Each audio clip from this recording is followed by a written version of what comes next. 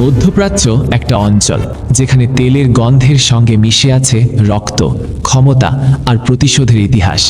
আজকের পৃথিবীতে যখনই আমেরিকা আর ইরানের নাম একসাথে আসে তখনই একটা প্রশ্ন উঠে আসে, আমেরিকা কেন ইরানকে হামলা করেছে? এটা কি শুধুই প্রতিশোধ, নাকি এর পেছনে আছে বহু বছরের রাজনৈতিক খেলা, সামরিক চাপ, পারমাণবিক আতঙ্ক আর মধ্যপ্রাচ্যে আধিপত্য বিস্তারের লড়াই? এই ভিডিওতে আমরা জানব আমেরিকা ও ইরানের সংঘাতের ইতিহাস, কেন হামলা হয়, কারা লাভবান হয়, আর এই আগুন কত দূর ছড়িয়ে যেতে পারে। আমেরিকা আর ইরানের শত্রুতা আজকের না, এর শুরু অনেক আগে। 1953 সালে ইরানের গণতান্ত্রিকভাবে নির্বাচিত প্রধানমন্ত্রী মোহাম্মদ মোসাদ্দেককে সরিয়ে দেওয়ার পেছনে আমেরিকা আর ব্রিটেনের ভূমিকার অভিযোগ বহুবার উঠেছে। কারণ ইরানের তেল। এরপর আমেরিকার সমর্থনে ক্ষমতায় থাকেন শাহ মোহাম্মদ রেজা পাহলভি। কিন্তু 1979 সালে ঘটে ইরানি বিপ্লব। শাহ ক্ষমতাচ্যুত হন আর ইরানে প্রতিষ্ঠিত হয় ইসলামিক রিপাবলিক। ঠিক সেখান থেকেই সম্পর্ক বদলে যায়। একটা বন্ধুত্বপূর্ণ সম্পর্ক রূপ নেয় ভয়ঙ্কর বৈরিতায়। এরপর তেহরানে মার্কিন দূতাবাস দখল, জিম্নি সংকট, নিষেধাজ্ঞা, হুমকি। দুই দেশের মাঝে তৈরি হয় গভীর অবিশ্বাসের দেয়াল। এই দেয়াল শুধু কূটনীতির ছিল না, এটা ছিল প্রতিশোধের দেয়াল। প্রথম বড় কারণ মধ্যপ্রাচ্যে প্রভাব বিস্তারের লড়াই। ইরান শুধু একটা দেশ না, এটা মধ্যপ্রাচ্যে এক শক্তিশালী রাজনৈতিক ও সামরিক খেলোয়াড়। ইরাক, সিরিয়া, লেবানন, ইয়েমেন এইসব অঞ্চলে ইরানের প্রভাব অনেক বেশি। অন্যদিকে আমেরিকা বহু দশক ধরে মধ্যপ্রাচ্যে তার সামরিক উপস্থিতি, মিত্রজোট আর অর্থনৈতিক প্রভাব বজায় রাখতে চায়। সমস্যা হলো, ইরান যত শক্তিশালী হয় আমেরিকার সেই নিয়ন্ত্রণ তত চ্যালেঞ্জের মুখে পড়ে। বিশেষ করে ইরান সমর্থিত গোষ্ঠীগুলো যেমন হিজবুল্লাহ, কিছু ইরাকি মিলিশিয়া এবং আঞ্চলিক প্রক্সি নেটওয়ার্ক আমেরিকার জন্য বড় নিরাপত্তা উদ্বেগ হয়ে দাঁড়ায়। অর্থাৎ হামলা শুধু একটা সামরিক জবাব নয়, এটা অনেক সময় একটা বার্তা, এই অঞ্চলে শেষ কথা এখনো আমেরিকাই বলতে চায়। দ্বিতীয় কারণ ইরানের পারমাণবিক কর্মসূচি।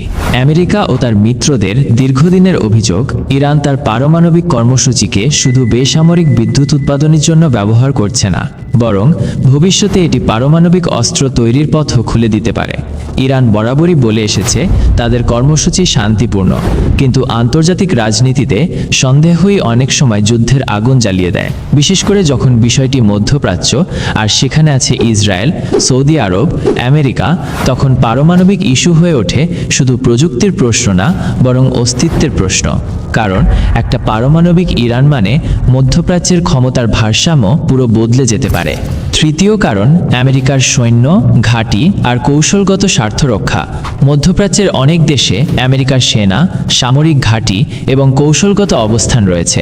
যখনই এসব স্থানে হামলা হয়, হোক সেটা ড্রোন হামলা, রকেট হামলা বা প্রক্সি গোষ্ঠীর আক্রমণ, ওয়াশিংটন সাধারণত এটাকে সরাসরি নিরাপত্তা হুমকি হিসেবে দেখে। অনেক সময় আমেরিকার দাবি থাকে এই হামলাগুলোর সঙ্গে ইরান সমর্থিত গোষ্ঠীগুলোর সম্পর্ক আছে।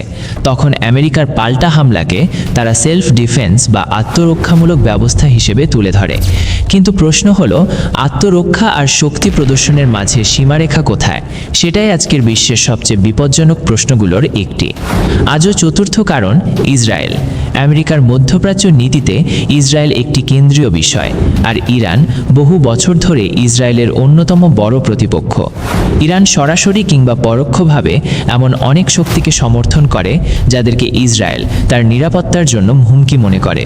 ফলে যখন ইরান ইসরায়েল উত্তেজনা বাড়ে, তখন আমেরিকা প্রায় ইসরায়েলের নিরাপত্তার প্রশ্নে আরও সরাসরি জড়িয়ে পড়ে। এখানে বিষয়টা শুধু দুই দেশের না, এটা এক ত্রিভুজ, আমেরিকা, ইসরায়েল আর ইরান, এবং এই ত্রিভুজের প্রতিটি কোণেই জমে আছে বিস্ফোরণের উপাদান। পঞ্চম কারণ তেল ও বাণিজ্য পথ। মধ্যপ্রাচ্য মানেই শক্তি, আর শক্তি মানেই বিশ্ব অর্থনীতির হৃৎপিণ্ড। বিশেষ করে হরমুজ প্রণালী, যেখানে দিয়ে বিশ্বের বড় অংশের তেল পরিবাহিত হয়। এই পথ অস্থিতিশীল হয়ে গেলে প্রভাব পড়ে পুরো বিশ্ববাজারে। ইরান যদি এই অঞ্চলে চাপ তৈরি করে অথবা উত্তেজনা এতটাই বেড়ে যায় যে তেল সরবরাহ ঝুঁকিতে পড়ে, তাহলে আমেরিকা সেটা কখনোই হালকাভাবে নেয় না।